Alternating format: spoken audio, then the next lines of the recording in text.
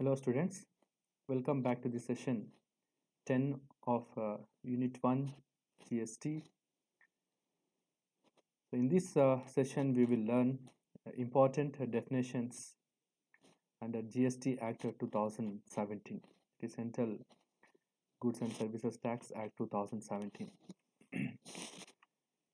So understanding of these important definitions enables us to have a vast knowledge of important definitions under GST Act, which also uh, makes us easy to do calculations or solve the basic problems or illustrations of GST.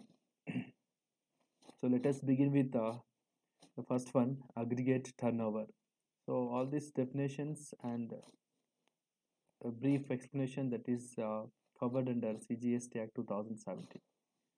Aggregate turnover means the aggregate value of the first one, all taxable supply, all exempt supply.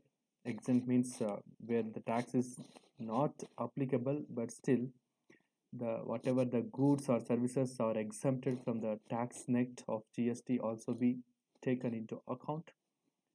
Then all exports of goods and services and interstate supply. So these four transactions involving supply of goods and services put together we call aggregate turnover.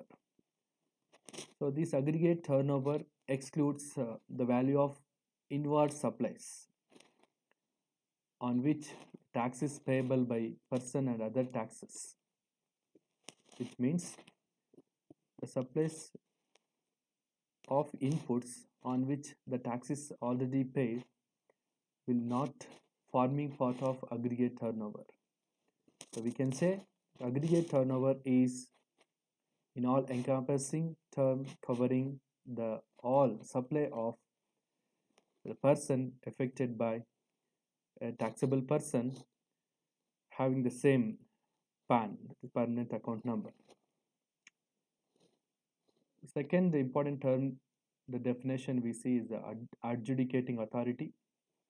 The GST defines what is adjudicating authority.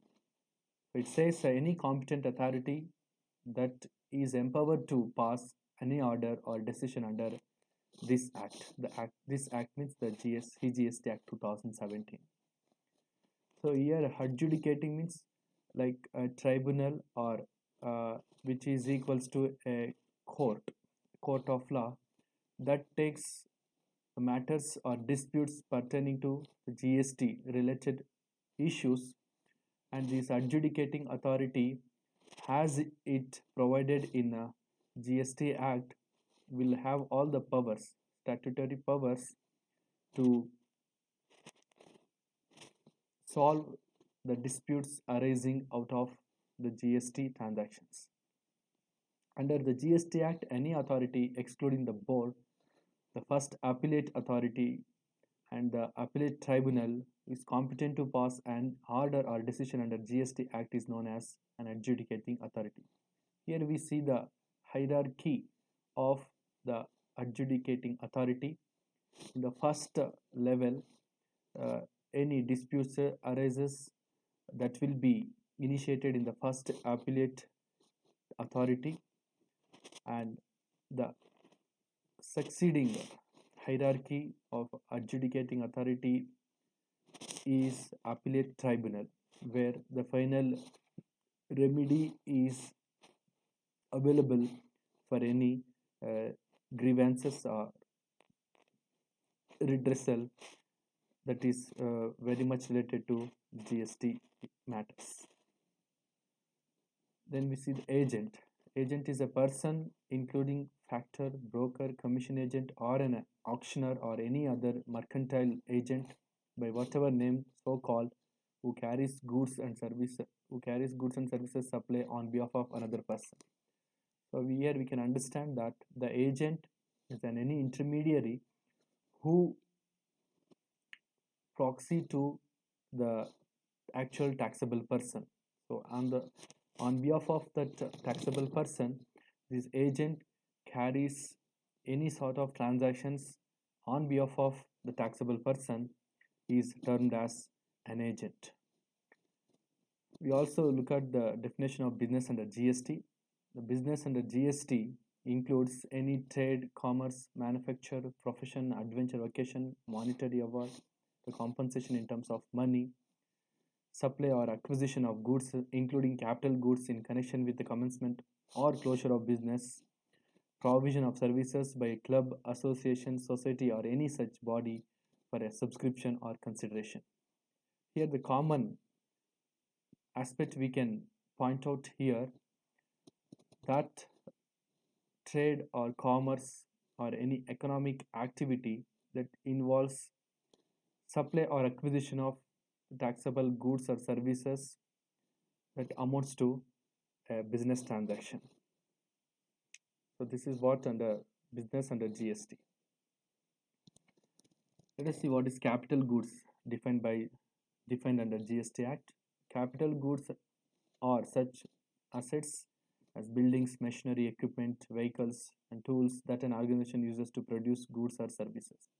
Usually, we refer it as fixed or long-term assets by which it is utilized. These capital goods are used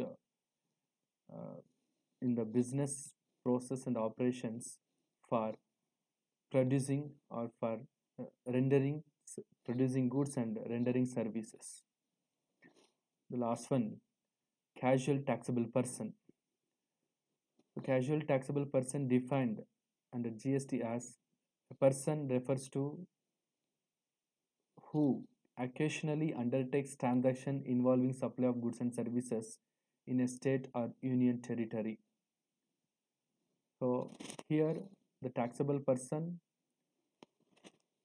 if he is undertaking transactions that involves supply of goods and services, taxable goods and services, occasionally, not regularly, once in a while, if he engages in such a activity or transactions, he'll be termed as casual taxable person of GST. As usual, casual taxable person also should get mandatorily registration.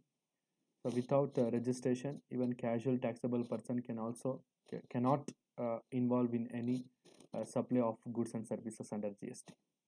So these are the few definitions we have covered in this class. I hope you have a clear understanding of these definitions we learned in this class. Thank you.